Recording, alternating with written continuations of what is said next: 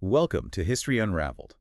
Have you ever looked at someone in power, someone seemingly untouchable, and wondered what it would take for everything to suddenly, violently unravel? It happens more often than you might think in history. Exactly. And today, we're plunging into one of the most dramatic downfalls ever, the assassination of Julius Caesar.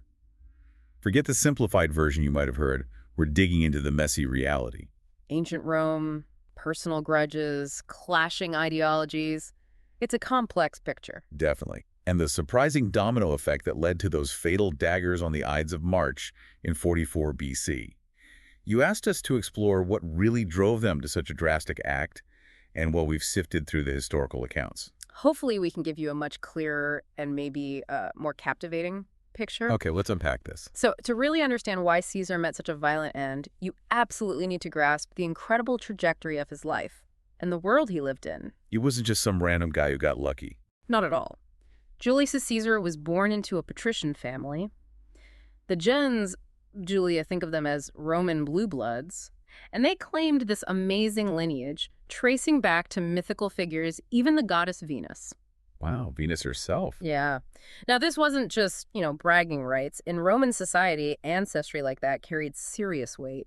It lent an almost divine aura to his name.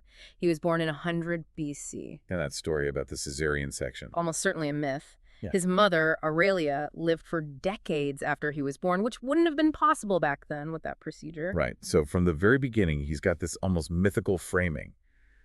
But it wasn't all destined glory, was it? I remember reading about some real challenges early on. Absolutely. His early career was far from a sure thing. You see, during a period when a powerful figure named Cinna was in charge, Caesar's own father didn't even aim for the top job, the consulship.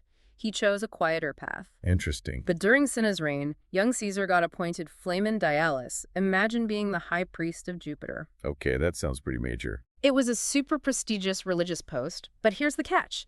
It came with all these strict religious rules, taboos, really, and they would have completely blocked any political ambitions he might have had. Ah, so a gilded cage. All Kind around us. of. And his marriage to Cinna's daughter, Cornelia, was actually tied to this appointment. But then things took a dramatic turn. Caesar's father died suddenly in 84 BC. Okay. And then Sulla, who was definitely not a fan of Cinna and his allies, came out on top in the Civil War in 82 BC. He was not happy with Caesar at all. I can imagine. Tied to the losing side. Exactly. Sulla ordered Caesar to resign his priesthood and divorce Cornelia. This was a massive test. What did you do? He flat out refused. Just refused the most powerful man in Rome. It was incredibly risky. Seriously, that takes guts. It does. Some historians even think Caesar might have landed on Sulla's prescription list, his kill list, though that's debated. He had to go into hiding. Wow. Until his relatives, including the Vestal Virgins who were highly respected, managed to plead his case. Eventually, a compromise was reached. Okay, so what was the deal? Caesar gave up the priesthood, but he got to keep his wife and his property. And there's this famous quote, probably embellished a bit, attributed to Sulla, saying he saw many Marises in the young Caesar, hinting at the trouble this ambitious young man might cause his political enemies down the line. Wow, talk about a baptism of fire. Refusing to back down to the guy in charge that takes serious nerve. So he navigates that, steps down from the priesthood, sticks with his wife. What's next for this clearly ambitious guy? Well, surviving that close call didn't exactly make him want to disappear. No way. Instead, he went on the offensive. How so? He launched legal attacks against some of Sulla's supporters in the courts. He didn't always win these early fights, mind you. He tried to prosecute Gnaeus Cornelius Dolabella and failed. Okay. But the next year, he successfully prosecuted Gaius Antonius Hybrida for corruption, although a tribune eventually stepped in. But these legal battles really showed off his skills as an orator and his willingness to challenge the establishment. He wasn't afraid to rock the boat. Not at all. After these attempts, he decided to take a break from Rome, went off to study rhetoric under a famous teacher, Apollonius Molon, in Rhodes. A bit of R&R. Or maybe regrouping. Maybe a bit of both. But on his way there, he had this pretty wild encounter with pirates. Pirates, seriously? Yeah, captured and held for ransom. Later, writers like Plutarch and Suetonius really played this up, claimed he demanded they increase his ransom to 50 talents, a huge sum.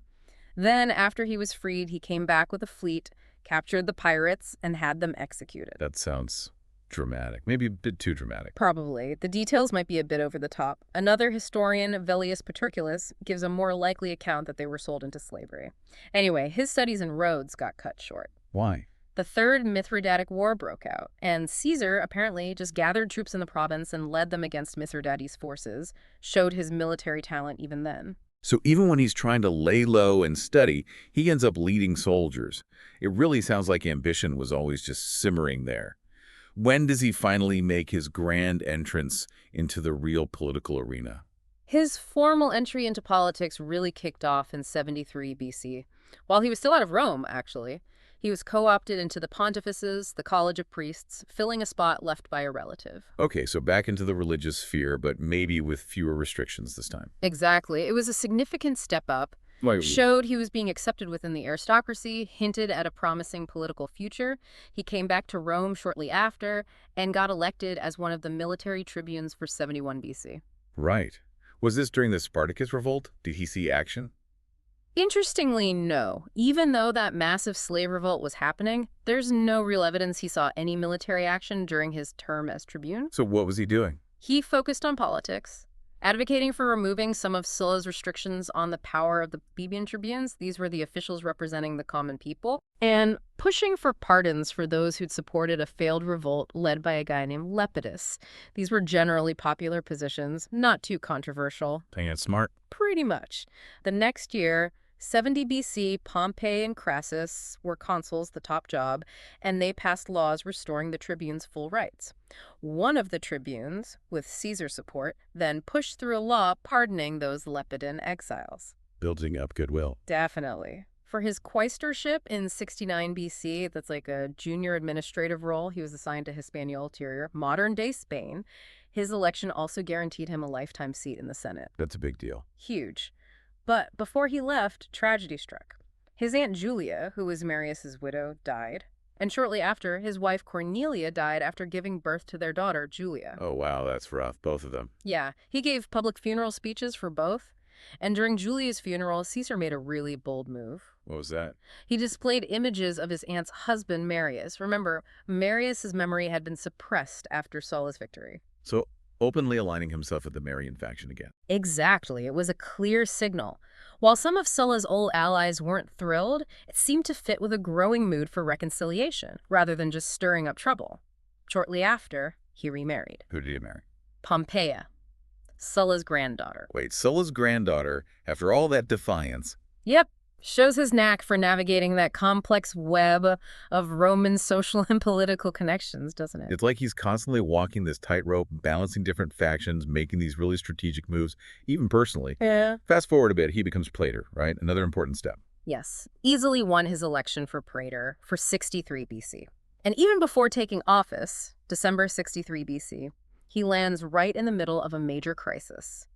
The Catilinarian conspiracy. Ah, Catiline. I've heard of him. What was Caesar's role? Well, some conspirators were arrested for plotting with Gallic tribes. Caesar, as praetor-elect, spoke in the Senate about their fate.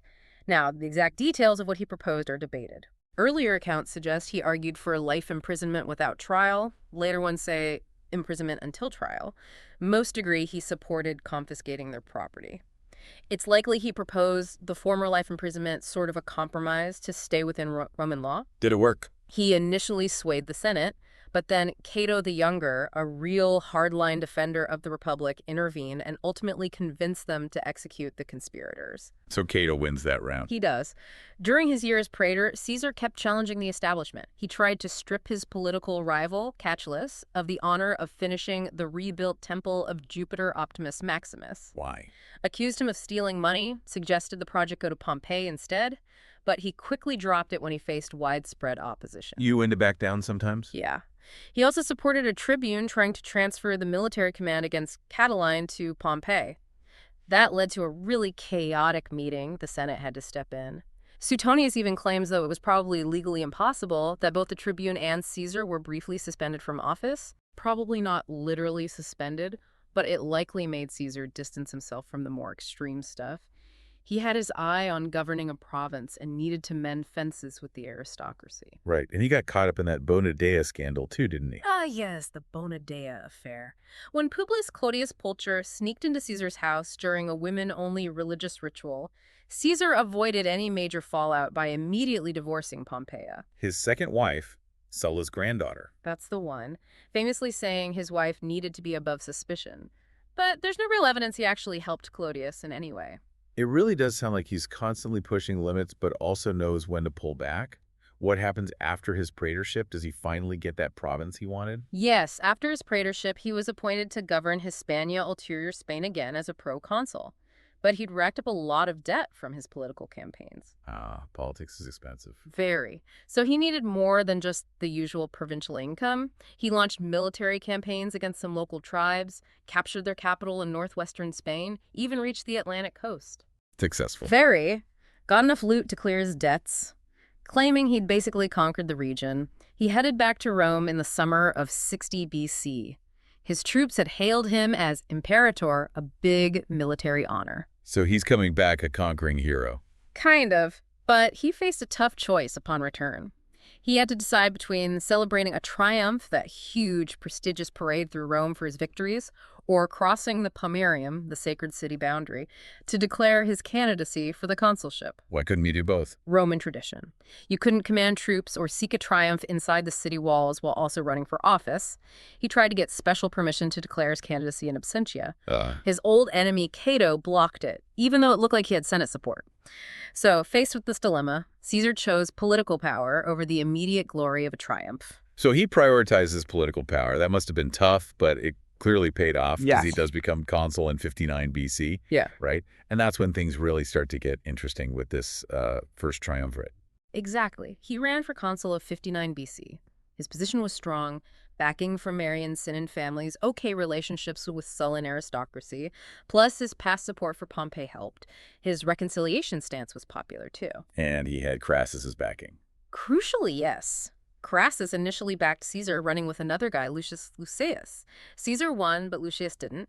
Instead, Marcus Calpurnius Bibulus, one of Caesar's consistent rivals, got elected as his co-consul. Ouch. Stuck with an enemy as your partner. Yeah. Now, about this first triumvirate, modern historians find the term a bit misleading, actually. Oh, It wasn't a formal legal agreement. It was more like an informal political alliance, a pact between Caesar, Pompey, and Crassus. Their combined influence essentially dominated Roman politics for several years. So like a powerful clique. Pretty much. Many in the Senate, including Cato, were opposed. Cicero sometimes privately supported them, too. Their goal was raw political power, and they often bypassed or just challenged the Senate to get things done. Think of it as a powerful backroom deal. So it's more like a secret power club with these three heavy hitters calling the shots. What were some of the big things they managed to push through during Caesar's consulship? Well, 59 BC was incredibly busy and controversial for Caesar. He immediately pushed for a law to redistribute public lands, especially to Pompey's veterans. Which the Senate wouldn't like. Fierce resistance. So Caesar famously went around them, took the bill directly to the popular assemblies like a public vote. It passed, but amidst some unrest. And his co-consul, Bibulus. Bibulus tried to obstruct him, claimed bad omens from the gods, all sorts of things. Caesar mostly just ignored him. There's that famous saying from the time.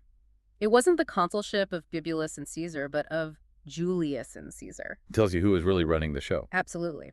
He also pushed through tax cuts for Crassus's tax collectors and ratified Pompey's arrangements in the east, again with hardly any Senate debate. Then he extended his land redistribution to Campania. And Bibulus. Still trying to stop him. Bibulus famously just retreated to his house. Issued official edicts from there, claiming all the days were religiously invalid for voting. A completely unprecedented move. Wow. Cato also engaged in symbolic opposition. These tactics didn't stop Caesar's agenda, but they definitely built up resentment among the elite. Despite this, later in the year, Caesar, surprisingly, with some opponents' support, passed an anti-corruption law for the provinces. Interesting. When his consulship ended, some tried to challenge his laws, but the challenges eventually fizzled out. Caesar himself stayed near Rome until about mid-March. And then he takes off to Gaul. Right. That's where he really cements his legendary status as this amazing military commander. Absolutely. The Gallic Wars, roughly 58 to 51 BC, were defining. He was appointed governor of Cisalpine Gaul and Illyricum for 5 years. The Senate later added Transalpine Gaul, maybe hoping to keep an eye on him waging war beyond the Alps. Then he just runs wild. Incredible military victories, conquered vast territories, modern France, parts of Germany, launched expeditions into Britain, famously built a bridge across the Rhine, a huge engineering feat, a symbol of Roman power. That's the stuff of legend. It made him hugely popular with his army, who were fiercely loyal, and with the people back in Rome. And to keep everyone informed and supportive, he wrote his commentaries on the Gallic Wars. The book he wrote himself. Yep. Not just dry military reports either. Even back then, people saw them as Latin masterpieces. Of course, they presented his version of events, highlighting successes, downplaying failures. Naturally. Propaganda, basically. Skillful propaganda, yes. But they're still our main source for what happened in Gaul then. Yeah. Definitely biased, but invaluable. These Gallic wars sound unbelievably impressive. He's expanding Rome, winning battles. But back in Rome, is everyone just cheering him on? Or is there some worry starting to bubble up? Jealousy. While many celebrated, especially the common people and his soldiers, his growing power absolutely caused unease, particularly in the Senate. They saw him getting too big for his boots. Exactly. Suspicious of his ambition, the huge influence he now had with his legions, figures like Cato the Younger became much more vocal opponents. There were political maneuvers, attempts to limit his authority, suspicion about his ultimate goals. And the triumvirate. Yeah. Still holding together. Tensions were appearing there, too. A key personal link broke when Caesar's daughter, Julia, Pompey's wife, died in 54 BC. That connection was gone. Right. Then, in 53 BC, Crassus's disastrous campaign in Parthia ended with his death. That really upset the balance. It left just Caesar and Pompey as the two dominant figures, increasingly rivals. So the stage is being set for a major showdown between these two titans. How does it all actually boil over into a full-blown civil war? Well, the period from 52 to 49 BC saw a real breakdown of trust. In 51 BC, with Gaul mostly quiet, some in the Senate, led by the consul Marcellus, proposed recalling Caesar, argued his job was done. But Caesar wasn't quite finished fighting. Right. Meanwhile, conservative elements in the Senate, with Cato key, seemed determined to get Pompey's support. They wanted to force Caesar back to Rome as a private citizen. No army, no running for his second consulship. Stripping him of his power and protection. Precisely. Cato, Bibulus, their allies, managed to convince Pompey to take a harder line against Caesar's command. As 50 BC wore on, things got incredibly tense. Both sides started building up forces. A Cold War heating up. Exactly. There were attempts to negotiate disarmament. Cicero tried brokering a deal. A formal proposal for both to disarm actually got huge support in the Senate in autumn 50 BC, but blocked by one of the consuls. Then rumors spread that Caesar was marching towards Italy. The consuls ordered Pompey to defend the peninsula. He accepted. So things are escalating fast. Very fast. In early 49 BC, Caesar made another offer. Both men lay down arms. Rejected by the Senate hardliners. A private compromise offered to Pompey was also dismissed at their insistence. Finally, January 7th, 49 BC. Caesar's supporters in the Senate, the tribunes, Mark Antony and Quintus Cassius, were forcibly driven out of Rome.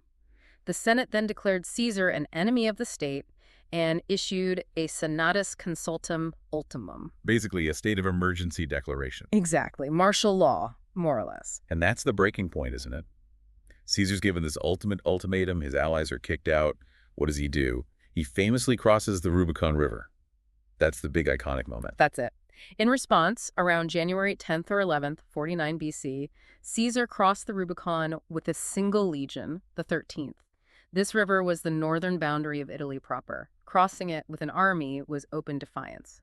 Civil war. The die is cast. Alia iacta est. That's the famous quote attributed to him by Plutarch and Suetonius. Suggests he knew there was no turning back. Pompey and many senators panicked, thinking Caesar was heading straight for Rome, fled south. But he didn't go straight to Rome. No, he paused, captured key communication routes, tried negotiating again, but the distrust was too deep. Talks failed. He then advanced south, trying to confront Pompey directly. Did he catch him? No. Pompey retreated to Brundisium and managed to escape by sea to Greece. Abandoned Italy to Caesar, evaded his pursuit.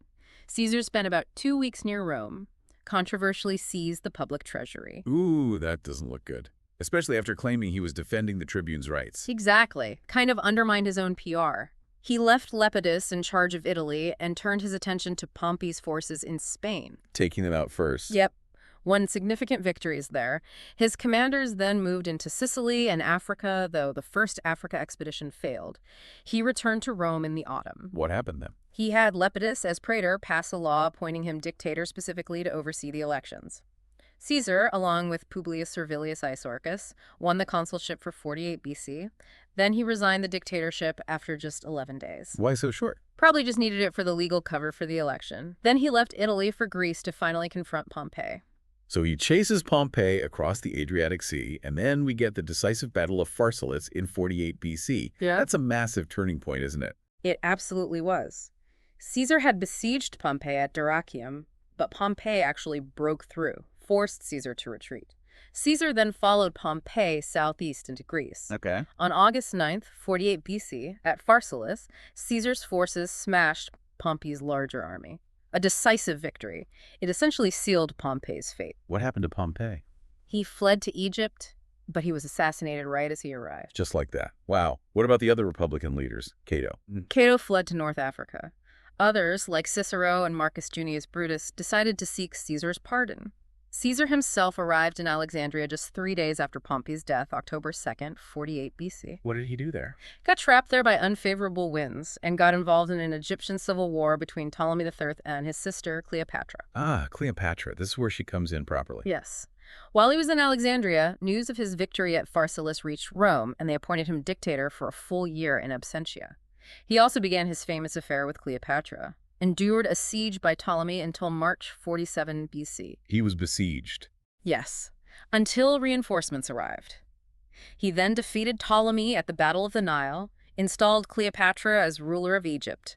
They celebrated with a triumphal procession on the Nile. Living the high life. Seems like it. He stayed in Egypt with her until June or July, and around late June, Cleopatra gave birth to their son, Caesarion. Wow, his time in Egypt sounds like a whole other epic adventure. But he eventually makes his way back, and the Civil War isn't quite over yet, is it?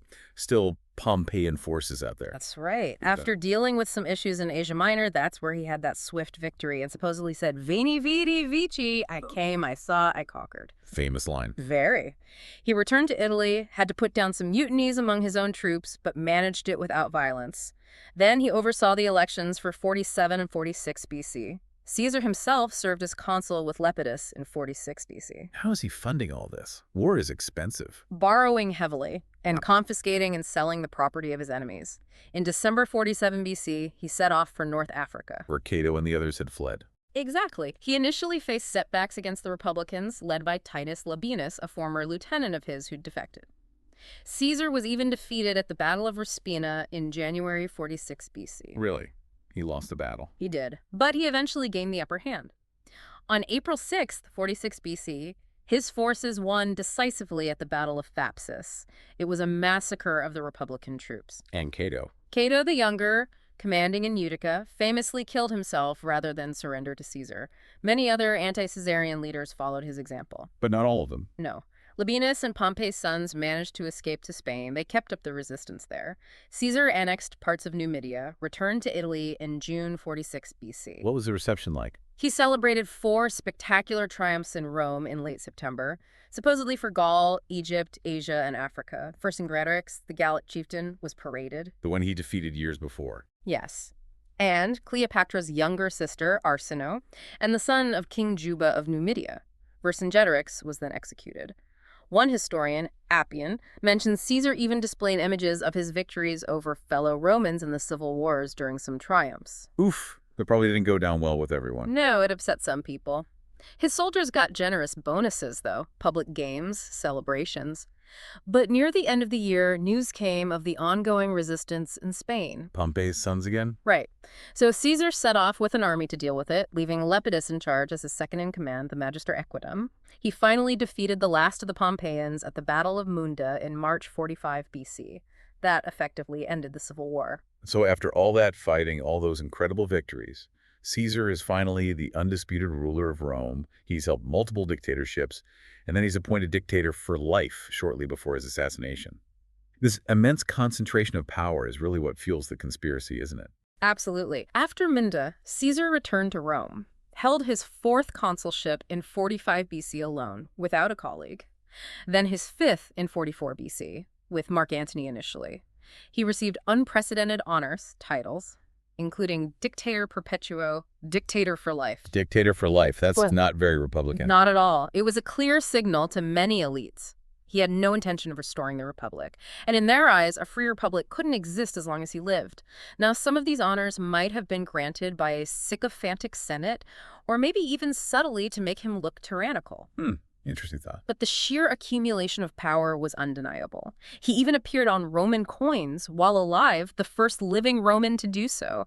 That really blurred the lines between a Republican official and a king. And his actions backed this up. His actions and policies fueled resentment, too. He acted with almost absolute authority, often bypassing the Senate and traditional institutions. While he did make some reforms, administrative, colonial, and treachery, there's not much evidence he was genuinely working towards restoring a stable republic. What kinds of things did he do that caused resentment? He packed the Senate with his supporters, weakening its traditional power. He heavily influenced elections, basically handpicking candidates. His debt policies, using force against protests, cutting the grain dole, abolishing popular associations, the collegiate ending open elections, all these hit different groups. Taking away cherished rights like voting. Exactly.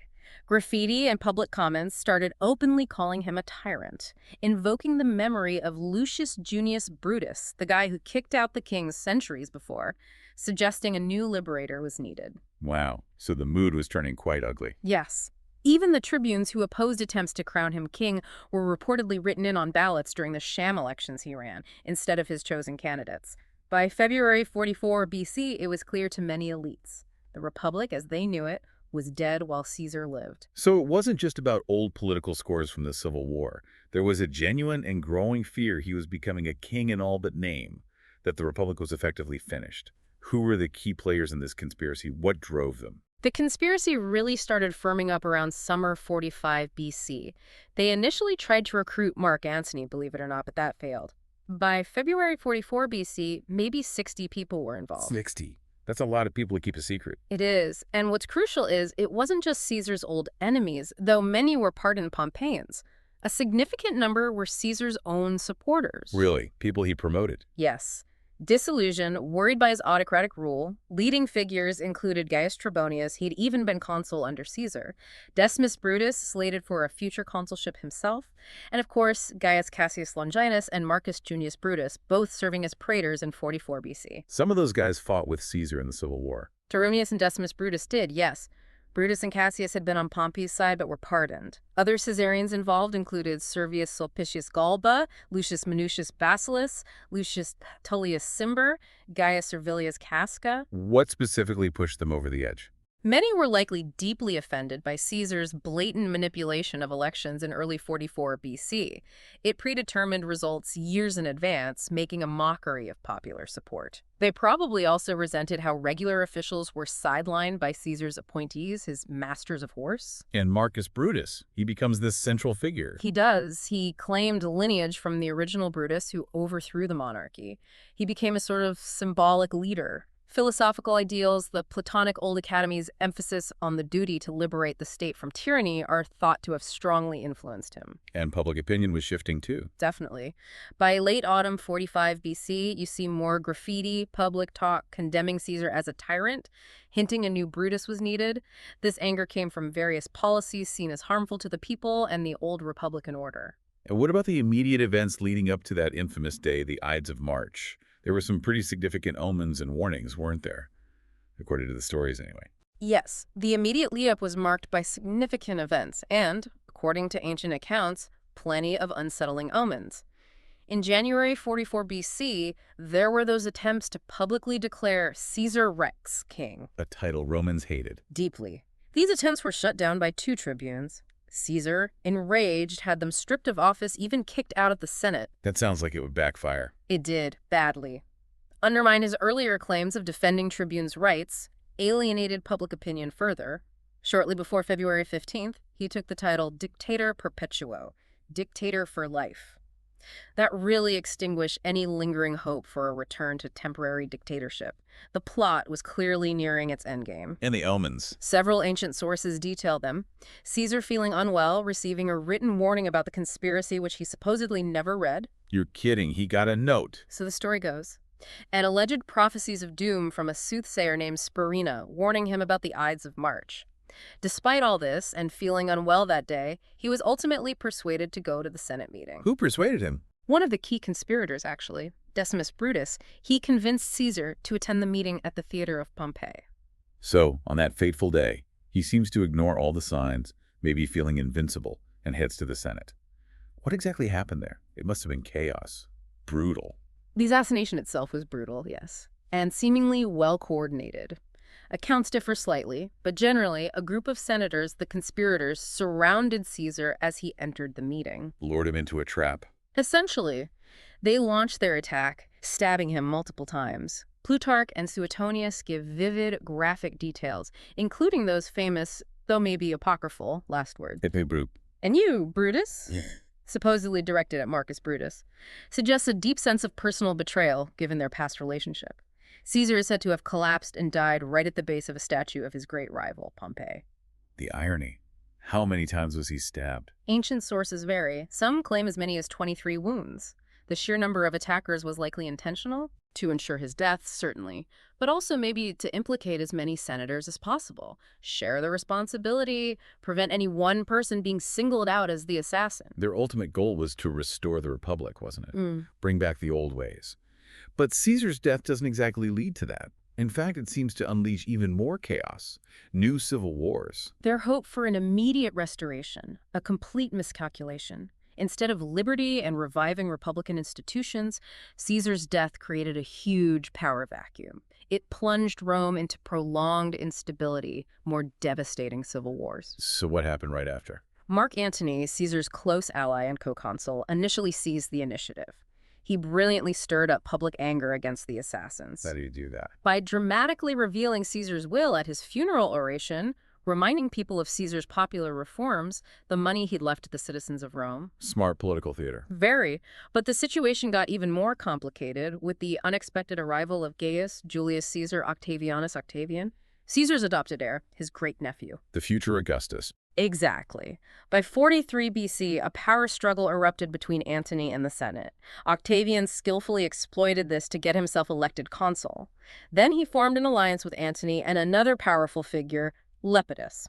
The second triumvirate. That's the one. Unlike the first, this was a formal, legally sanctioned arrangement, and they were ruthless. Consolidated power through brutal prescriptions, hit lists of political enemies who were hunted down and killed. Including Cicero. They also moved to legitimize their rule by getting the Senate to officially deify Julius Caesar in January 42 BC. Making Caesar a god. Which significantly boosted Octavian's status. He could now call himself Divi Filius, son of a god. It further undermined the assassins' cause. And led to another war. The second major civil war followed. The triumvirate's forces decisively defeated the assassins' armies, led by Brutus and Cassius at the Battle of Philippi in 42 BC. So that was the end for Brutus and Cassius. Yes. Both committed suicide after the defeat. Philippi effectively marked the end of any real hope for restoring the old republic. The Roman world was then divided up among the three triumvirs. Antony, Octavian, and Lepidus. And in the end, it's Octavian who ultimately comes out on top, eventually becoming the first Roman emperor, Augustus. So the very act intended to prevent one-man rule ironically paves the way for an even more absolute and enduring form of it. That's a pretty profound irony, isn't it? It is a truly profound, and somewhat bitter irony. Octavian proved to be a far more astute and maybe more ruthless political operator than his rivals. How did he manage it? He gradually systematically outmaneuvered both Antony and Lepidus. Lepidus was sidelined fairly early.